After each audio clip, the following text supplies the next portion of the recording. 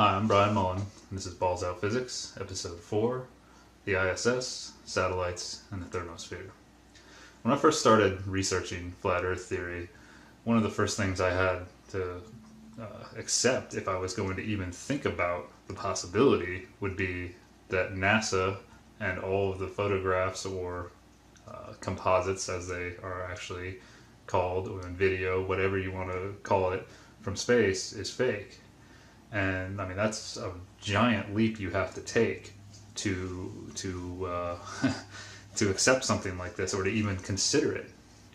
And so I started watching videos that people had produced showing that the ISS was a hoax, and that satellites were fake. A lot of people, there were videos showing that on spacewalks, when it looked like they were on space, people caught a bubble rising from an astronaut's helmet, or a guy with a scuba tank inside the ISS in a window, and just other things like that. And so I first started seeing that stuff, and it was pretty convincing. But at the same time, I thought, well, it's not definitive proof, because how do I know that this stuff hasn't been edited in to sway opinions? Because there are people out there that believe the Earth is flat, and they want everybody else to believe it too. So I remained skeptical, but I also was doing my own little experiments on Earth with binoculars and just seeing how far I could see over the horizon, and drawing distances in AutoCAD and doing calculations and finding that I was able to see things much farther away, and observing the sun and the moon and the stars, and things like that. And so my opinion started to sway a little bit, but I still was trying to prove it wrong. But I'll never forget the moment that everything clicked. And that was on a Friday night. I was just watching videos, doing my typical thing, just wondering, trying to prove these things wrong that I was seeing. And I don't remember what video it was, but the narrator in the video said, how are there satellites and a space station in the thermosphere layer of the atmosphere when the temperature gets up to 2,000 degrees Celsius? And that's when everything clicked. I remembered, oh wow, I remembered from astronomy, my professor talking about the temperature in the thermosphere. And I remember her taking a marker like this and holding it out, and held it in front of the class like this, and she said, the temperature in the thermosphere layer of the atmosphere is upwards of 2,000 degrees Celsius, or can get up to upwards of 2,000 degrees Celsius. But you can't actually measure the temperature, because the gas particles in the thermosphere are spread so far apart that there are not enough of the particles collide with the tip of the thermometer to make it show a hot temperature, because heat is actually kinetic energy. And a thermometer works by measuring basically the collisions, the energy being transferred to it, and that's why it shows you what the actual temperature of the liquid or the air or whatever is. And so I remembered sitting in class and thinking to myself, well, how did they measure the temperature in the first place? How do we know it's 2,000 degrees Celsius if you can't measure it? And I thought about maybe thermal imaging or something, but still you have to be measuring that kinetic energy. So it didn't make sense to me. But at the time, I didn't put two and two together and realize that that's where the majority of LEO, which are low Earth orbit satellites, and the International Space Station and the Space Shuttle used to be. What they used to, or the Space Shuttle used to be, but everything else orbits the Earth. And so when that hit me, I said, wait a second, this can't be. And I thought about the thermometer. I really started to think about thermodynamics, and I had to take thermodynamics to get my engineering degree, and so I went and I pulled out my thermodynamics book. I actually kept all my books. I didn't know I'd be using them for something like this later in life, but I knew I wanted to have them for reference, and so I got my thermodynamics book out, and I went to the first law, because I remembered what the second law was, but I wanted to read them both again. So when you go and you read the first law of thermodynamics, per this book, says, the first law of thermodynamics is simply an expression of the conservation of energy principle, and it asserts that energy is a thermodynamic property. And that's basically more complicating saying what I just said, that heat is energy, kinetic energy. Okay? And the second law of thermodynamics asserts that energy has quality as well as quantity, and actual processes occur in the direction of decreasing quality of energy. And what that means in terms of heat is that heat, something that's hot heat will move to a colder area because the energy in something that's hot is higher than the energy in something that is cold. So they give an example, and they say, for example, a cup of hot coffee left on a table eventually cools, but a cup of cool coffee in the same room never gets hot by itself. The high temperature of energy of the coffee is degraded. It's transformed into a less useful form at a lower temperature once it's transferred to the surrounding air. So they give a little picture, they show a little picture of this. I mean, you can probably imagine a cup of coffee cooling down, but they show that, you know, if the cup of coffee is 70 degrees Celsius and the surrounding environment is 20 degrees Celsius, eventually the heat will dissipate from the coffee and become the same temperature as the room around it or the area around it. I mean, this is common sense. Everyone knows this, that if you leave something out that's hot, soup or whatever, and you don't consume it in time, it's eventually just going to be room temperature, and it may not be as enjoyable. So, keeping that in mind, hot goes to cold. Now, before I took thermodynamics, I actually knew this pretty well because my dad is a mechanical engineer, and he basically groomed me to be an engineer from birth because that's what he is and that's what he knows. And he told me hot goes to cold. He wanted me to know that. It was something he was adamant about. But the way I really learned it is whenever I would leave the back door open in the summertime, he would say, "Brian, shut the back door. You're letting the heat in." But in the wintertime, it was, "Brian, shut the back door. You're letting the heat out." He always said it right. He always said that the hot goes to the cold. And so that was always ingrained in my head. And then when I took thermodynamics, I actually found the class very interesting because it built off of that basic principle that hot goes to cold. So why this all clicked for me, and you may or may not agree with this, is that I don't understand how this heat is not being transferred to the International Space Station and all the satellites up there. But so first, let's look at how the atmosphere is constructed, or the layers of our air exist above us. If you go to Google Images or Google Images, or just get on Google and type in layers of the atmosphere or temperature, you might find this chart. I found this one. I decided to print this one out because it was the most clear. They vary with elevations and where the delineation lines are, but I'm just going to use this one to explain this. Okay, so basically there's 5 layers of the atmosphere or of our air, and we are in the troposphere. You might remember this from general science in middle school or whenever you took something like that. And when you go up in elevation in the troposphere, the temperature decreases. If you go up in the mountains, it starts to get cool. You might have experienced this. I mean, it's very common knowledge that as you go up into the mountains, the temperature gets cooler, and that always seems kind of strange, right? Because you're getting closer to the sun. But there's reasons for it. I'm not going to get into that in this video, but the temperature gets colder and colder, down to around negative 50 degrees Celsius at about 10 kilometers over here, and then you get into the stratosphere, and temperature actually starts to increase a little bit, which I always found kind of strange that it goes back up, and up to about 50 kilometers. And then you get to the mesosphere, and then the temperature starts to decrease again as you get into the next layer, and it gets down to about minus 100 degrees Celsius, which is about 100 degrees less than the freezing point of water. And then when you cross into the thermosphere, though, the temperature starts to slightly increase from about 90 to 100 kilometers, based on this chart, and then it rapidly increases. I mean, it shoots up over 20, 30 kilometers.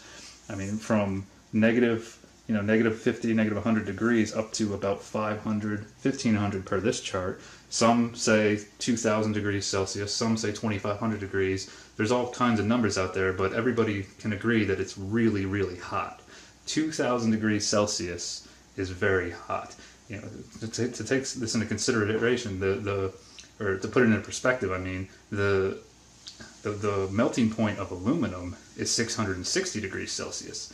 And satellites and the ISS are definitely going to have a lot of aluminum on them. They're also going to have a lot of plastic on them for circuitry, circuit boards, and things like that. And plastic is made plastic melts at around the boiling temperature of water, which is about 100 degrees Celsius. So keep that in mind. So you see the temperature keeps going up into the exosphere, and it keeps going up and up and up off the chart. And the exosphere is basically the last layer of the atmosphere, where the gas thins out so much that eventually you get to a point where there's no more gas and you're in space. And this is what I was taught in astronomy, and this is the general idea. I don't know if I said it exactly right, but that's the accepted theory. Okay? So those are the layers of the atmosphere, but I wanted to focus on the thermosphere because that's where the majority of LEO satellites are. The ISS is considered a satellite since it orbits the Earth, as is the Moon, and in mainstream astronomy. And so I drew here the thermosphere on the board, and I chose to say it starts at 100 kilometers because there's other charts out there that show 100, and it's just easier to use 100. And I also said that the top of it is at 600 kilometers because there are other charts that show it at 600. And NASA tells us that the Hubble, Fermi, and Spitzer, Hubble being the most famous telescopes, are around 560 kilometers, and they say that they're in the thermosphere. So that's why I chose 600. And these red dots on the board are supposed to represent the air, the gas particles, which basically the atmosphere up there. Okay, and red because they're hot, and you know, I've also got the ISS and satellites up there, and down here I've got the lowest LEO, which is supposed to be around 160 kilometers, and there's supposed to be thousands of satellites out there, so there's not just one down there, there's multiple, but this is just a representation. Obviously not the scale. And so when you start to think about how heat works, heat and pressure works, if you, or gas works, think about a pot to visualize the air in the atmosphere. You think about a pot on the stove. You fill it with water, put it on the stove. You say you want to boil some water. Put it on the stove and you turn the temperature on high. Okay? And eventually, about 5-10 minutes, you've got boiling water, and sometimes, you know, the top will start to rattle around depending on how much water and air you have in there, what the ratio is. Because, you know, the top will start to rattle around, and it can even blow off. And that's because pressure and temperature are proportional. This is one of the things I found most interesting in thermodynamics, and one of the things you learn. As you increase temperature of a gas or a liquid, it wants to expand. And if you have it contained in a vessel like this, the pressure will increase because the particles are all bouncing off of each other, and it's trying to move out away. So I tried to illustrate this, that at the lower temperatures of the thermosphere, the air is going to be more dense. If you see, I've got more dots down here than I do up here because the gas starts to try to expand away from each other because it's hot. The hotter it gets, the more the particles want to get away. Okay? But the particles are so far apart where all these satellites are that there's not enough of them colliding with the satellites and the ISS and everything to make them melt. That's basically what my astronomy professor said with the thermometer example, and this is the general accepted excuse or reason for why these satellites aren't melting and why astronauts aren't burning up, and that's it. Okay, and so it kind of makes sense. Someone pointed out on my channel, he made a pretty good comment. He said, well, what if it's like an oven? You know, when an oven's hot, you put your hand in the oven, and your hand doesn't burn up immediately. You can put your hands into the oven because the air is pretty spread out. You know, but if you keep your hands in there, eventually they will start to cook. Okay, and I thought that was a good example, and it made me really start thinking about this. And I thought, well, if something's hot, you know, to keep it hot with the surrounding cooler environment, you have to keep putting heat into it or energy into it to keep it hot. So going back to the pot example, the pot's on the stove, the lid's rattling around. You say, oh, the lid's going to blow off, so you turn the temperature. You just turn the dial off, turn the heat off right away, and usually the lid stops bouncing around pretty quick, and the pot and everything cools down pretty fast because the room temperature air around is so much lower. And that gets into potential difference. The lower the temperature, the more mass around something that's hot, the quicker it can the temperature can dissipate to the surrounding environment. Okay, so I started thinking about the thermosphere in this sense, and all these red particles, you know, they or these gas particles, the red dots representing them. Something's got to keep them hot, right? Because space is supposed to be cold, very cold, because there's nothing out there. And the mesosphere below the thermosphere is also minus 100 degrees Celsius. If you can see down here, I drew a bunch of blue dots and tried to show them very dense because the temperature's cold, so they're closer together. Okay? And another thing I wanted to point out, this kind of a side note, is that when you heat things, every material expands when you heat it. All materials expand. And you know, if you remember solid, liquid, gas from basic science courses, they talk about, you know, generally liquids become gases as you heat them. And you know, so all materials expand as you heat them and contract when you cool them. But there is one material that does something different when it's cooled, and that's water. Water, when you heat it, it expands, just like in the example with the boiling pot, becomes steam, and the hotter the steam gets, the more it wants to expand. I think there might be a plateau, though. I can't remember. I've got to get back into that. But it does expand. And when you cool it, and it goes to its liquid form, it cools and cools and cools down to, the boiling point of water is 100 degrees Celsius, and the freezing point is 0 degrees Celsius. And water actually gets its most dense in its liquid form at about 3 or 4 degrees Celsius. There's been experiments and research on this. I'm not sure what the exact temperature is, but somewhere around 3 or 4 degrees Celsius, water is actually its most dense in its liquid form. And then when it freezes, something amazing happens, I think. It suddenly expands. All the particles fly away from each other and they freeze. I mean, they don't stop moving. They're still moving. I mean, solids still have particles moving in them, or atoms, molecules, whatever you want to call it. But the water freezes and becomes less dense, and that's why it floats, because it's less dense than the water. That's pretty amazing when you think about it. I mean, water makes up our bodies, and 75% of the Earth, 75% of our bodies, 90%, and some people say. I mean, it varies, and it's the life giver, in my opinion, of all materials. I mean, we have to have water, and it does this amazing thing that nothing else does. I'm getting a little off track there, but I think that's a very interesting side note and something to keep in mind when you're thinking about things heating and cooling. Okay, but back to the thermosphere. Okay, there's gas here, and there's air in the thermosphere, represented by these particles, and they're hot, really hot. You know, as you get up to the top, you get around 1,500, 2,500 degrees Celsius, as I've written up here, and they get in the exosphere. The air particles are still hot, but they're very far, they're spread apart, and not enough of them are colliding with the objects that are up there. So that's why we're told that they don't burn up. Well, something's got to be keeping the thermosphere hot. And what is that? Well, obviously it's the sun, because that's what's supposed to warm the Earth.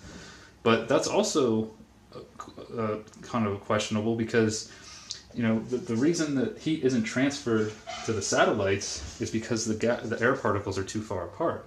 Well, in space, there's supposed to be no air, no gas particles. Okay, I had to cut, but there's no air in space, right? And so keeping this in mind, with the particles being too far apart to transfer heat to the satellites in the space station, how does heat from a sun that's 93 million miles away travel through the vacuum of space to get to Earth and warm the Earth? That was always a big question for me, and it doesn't make a lot of sense. But it is accepted that electromagnetic waves can pass through space or through a vacuum. Okay? And light in astronomy, that term covers the whole electromagnetic spectrum. And to give you an idea from my astronomy book, here's the electromagnetic spectrum up here at the top. And you can see it's made up of visible light, which is the rainbow in the center, and that's a very, very small portion of the spectrum. And then there's ultraviolet, infrared, X-rays, gamma rays, and radio waves, of course. And radio waves need to be able to travel through space for NASA to communicate with the space station, right? Or with the space station and Apollo missions, whatever. That has to be true for communication to be true. And so, to get an idea, of how this would warm the Earth, in my book there's another image that shows, I'll turn it this way, which which how much of light or the electromagnetic spectrum gets to Earth. And as you can see, only visible, a little bit of ultraviolet, and radio waves can get to Earth through the atmosphere. So by that logic, you would assume that with the atmosphere absorbing the gamma, X-ray, ultraviolet light, that's what's heating the atmosphere. That's what the particles are absorbing and warming, and that's what we're told. That these particles absorb that light, and that's what makes them warm. Okay, that's how they stay warm. Now, as I said before, you have to keep heating the system for it to stay hot, or the heat's going to try to dissipate and go into the mesosphere or to space. Right? Well, how come the electromagnetic waves or light that's hitting these satellites isn't heating them up? You know, they're there too. Something else to consider is if you've ever seen the movie Apollo 13, to kind of get on a side note, but this is related. In the movie Apollo 13, you know, they don't make it to the moon, and they have a malfunction, and the whole movie is about trying to get them back to Earth, and supposedly this is a true story. Well, in the movie, on the way back, they're running low on battery power, and to conserve energy, they turn off the heater, and then all of the astronauts get very cold. Well, if you think about that, if the spaceship or the Apollo 13 ship is between the moon and the Earth, it's being bombarded by light. It's not shielded by an atmosphere or anything. So wouldn't it be really, really hot? Well, I mean, I guess since these things don't get hot, same logic. But then also, how does it get cold? It's a two-way street. If there's no air out there for the heat to radiate into, to move through conduction or convection, you know, how does heat leave the Apollo 13, right? How did it get cold? It's got to have something to move through. Only light can transfer energy through space, as we're told. On Earth, you have to have some kind of medium for it to travel through. And this is common accepted truth. The heat has to move through something unless it's light. And so the same thing goes for the space station. How does heat that builds up inside the space station get out? Right? You know, inside the space station you have astronauts, which the temperature of a human being is 98.6 degrees Fahrenheit, which is warm. I'm familiar with that scale, living in the United States, and that's pretty warm. That's actually hot. If it was 98.6 degrees in this room, I would be sweating, and so would the astronauts. And then you have electrical current flowing through wiring. Anytime electrons flow through anything that generates heat. And all kinds of systems on the space station. How does the heat get out of the station if there's nothing to dissipate it through? Right? There's no collision. There's not enough collisions with these particles to transfer heat into the station. So how does that heat get out? It would be really warm, if not hot, inside the station. And then, when you think about it, that means that there's some kind of barrier here.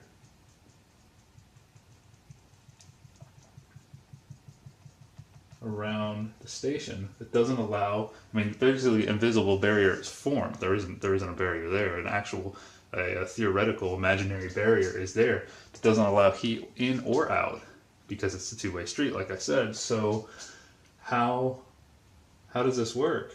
They have to have a set temperature before they even get into the thermosphere. It has to be a nice, room temperature in the United States is usually 72 degrees Fahrenheit. And they look like they're in an environment like that when they're on the space station and wearing collared shirts and pants. Most of them, they probably want something that's comfortable so they're not sweating, and they look fairly comfortable. So how do they set that temperature? Heat can't go in or out. So going back to the electromagnetic waves and it's hitting these satellites, but they don't get hot. But if these gas particles absorb light and energy and get warm, these satellites are made of metals and very dense matter, and they're cool. They're going to absorb that light too. How do they not absorb the light? How does it choose to only warm the atmosphere but not the satellites? And not the Apollo spacecraft, or not any of the probes that have been out in space that are getting hit by direct sunlight? It doesn't doesn't add up to me. It defies logic. And another thing to think about is these black lines here are supposed to represent the solar panels on the ISS. You can look up an image of it on Google if you want to see it. I didn't draw a perfect picture of it, but that's generally what it looks like. Solar panels absorb light to create electricity. And if the temperature gets up to 1500 to 2500 degrees Celsius up here, let's say it's 1500 as I've got over here, I'm just taking approximate temperatures based on that chart I showed at this elevation. I've got 1000 down here for the LEOs. Those solar panels absorb electricity, or absorb light to make electricity. And they can work in 1500 degrees Celsius temperatures. That's very, very hot. And okay, let's say they can. And they're getting hot and they're connected to the station. Shouldn't they be transferring heat into the station? I mean, through the matter that they're connected with? I've heard people say that the satellites and the ISS have like a reflective material on them that reflects the light. Okay, but that would work for the station. But what about the solar panels? They are absorbing the heat, and the heat. If you hold a steel rod and you light a fire under one end of it, eventually the heat will travel through to the colder end of the steel rod on the other side. Metals conduct heat. I mean, basically all matter does. So heat will distribute itself through all matter. Hot goes to cold. It'll go to the colder pieces of matter. So how does this work?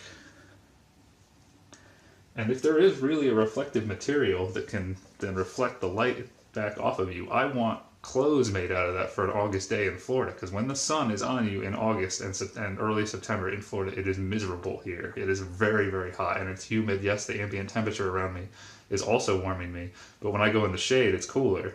So if you can get this reflective material, I really want some. I want a hat made out of it, everything. Of course, they'd probably say it's very expensive. So this, in my opinion, defies the second law of thermodynamics. And we write laws. Science says something's a law. I don't agree with this, but we basically say that nature has to follow that law all the time. I think that's a little arrogant for us to do, but that can be seen in the whole theory of dark matter. That dark matter is theorized because galaxies appear to spin so fast that there's not enough mass in them that defies the law of conservation of angular momentum. So we have to theorize that there's dark matter to obey our laws of science. But this is disobeying the second law of thermodynamics. So we're contradicting our methods of analysis here and acceptance.